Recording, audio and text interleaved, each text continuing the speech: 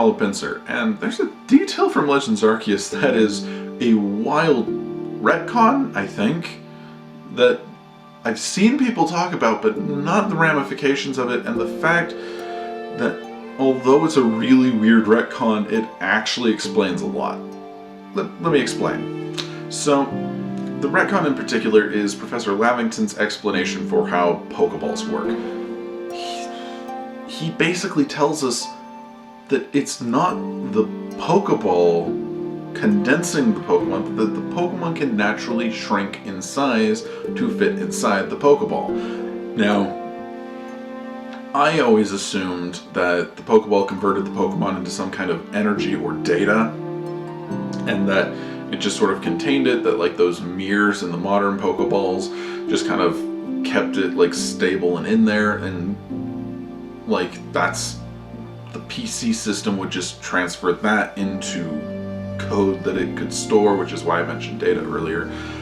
And then when Gen 6 rolled around, there was all this discussion of infinity energy, and I kind of thought my thought process was proved correct, that the Pokeball took a Pokemon and made it into pure infinity energy and stored it that way.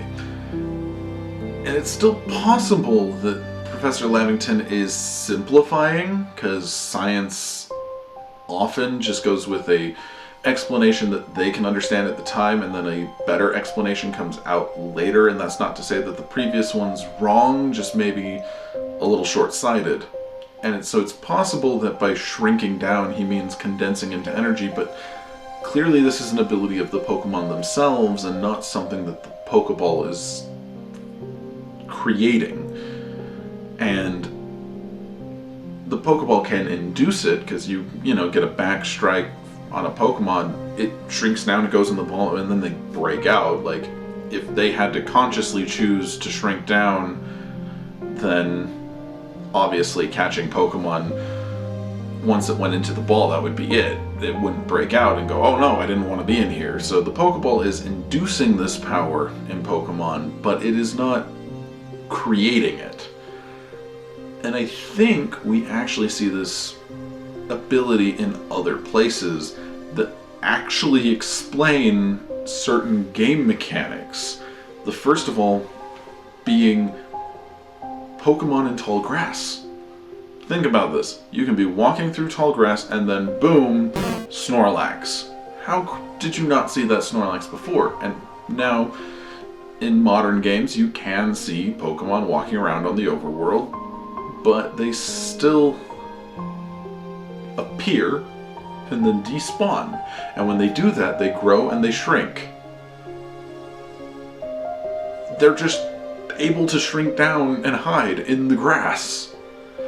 This also explains why you can't catch a Pokemon that's fainted, because when you knock out a Pokemon, instinctively it shrinks to protect itself and is then hidden and you can no longer catch it. And again, the shrinking process could be becoming some form of infinity energy or something, but regardless, it's going into a form that we can no longer interact with it. This also explains things like the spawns in the wild area and in Legends Arceus, because in Legends Arceus you're walking along, sun goes down, and all of a sudden all these Murkrow appear, and then the sun comes up and they disappear. It's like they're just shrinking back down. I know this can't be intended. This has to just be they threw in an explanation for Pokeballs and it just happens to line up with several other mechanics that are just game mechanics because they have to be.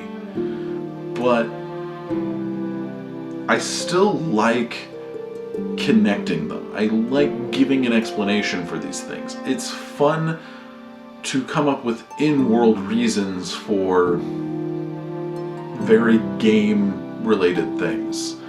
There's a lot to that where I enjoy when a game explains its mechanics in the game. It's not just like, oh, you can just save because you need to save. It's like, oh, you save because you wrote in a journal, or like, even better if it explains like, oh, you save a point in time and then you can like return to it.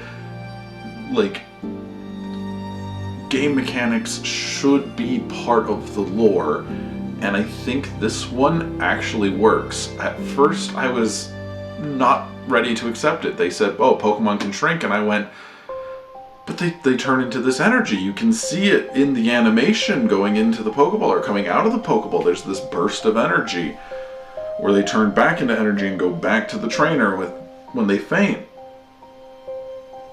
But there might be more to it.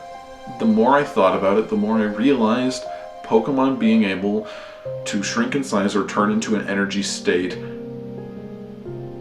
that is smaller and unable to be interacted with explains spawns, explains why you can't catch them when they faint, explains the tall grass. It's just interesting, and I'd love to hear what you guys think. Am I just rambling about something that doesn't matter, or does this actually fit together, and is there any mechanics I missed that this, puzzles into? Let me know in the comments, and until next time, thank you for joining me. I'll see you later.